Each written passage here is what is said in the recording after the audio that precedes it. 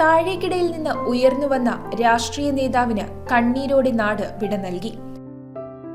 വൈദികന്റെ മകനായി ജനിച്ച കോൺഗ്രസ് നേതാവ് പി തങ്കച്ചൻ മടങ്ങുന്നത് ഓരോ ജനങ്ങളുടെയും മനസ്സിൽ നല്ല ഓർമ്മകൾ മാത്രം ബാക്കിവെച്ചുകൊണ്ടാണ്.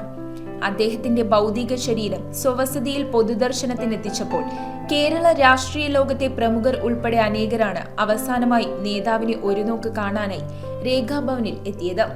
നേതൃനിരയിൽ സൗമ്യതയും പ്രാഗൽഭ്യവും പ്രകടിപ്പിക്കുന്ന നേതാവ്, ജനഹൃദയത്തിൽ സ്ഥാനം പിടിച്ച വ്യക്തിത്വം, സ്പീക്കറായും മന്ത്രിയായും വിശ്വാസ്യതയോടെ പ്രവർത്തിച്ചയാൾ, പാർട്ടിയേക്കാൾ വലുതല്ല മറ്റൊന്നുമെന്ന് അടിയുറച്ചു വിശ്വസിച്ച കർമ്മധീരനായ പൊതുപ്രവർത്തകൻ എന്നിങ്ങനെ ഒട്ടേറെ സവിശേഷതകൾ എടുത്തുകാട്ടിയാണ് പി തങ്കച്ചനെ മറ്റ് നേതാക്കൾ അനുസ്മരിച്ചത്.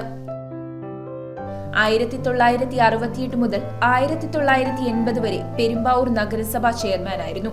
68 സ്ഥാനമേൽക്കുമ്പോൾ ഇന്ത്യയിലെ ഏറ്റവും പ്രായം കുറഞ്ഞ നഗരസഭാ ചെയർമാൻ എന്നുള്ള റെക്കോർഡും അദ്ദേഹത്തിന് ലഭിച്ചു.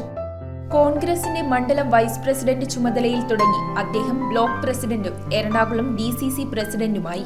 തുടർന്ന് 1991 നിയമസഭാ സ്പീക്കർ സ്ഥാനത്തേക്കെത്തി.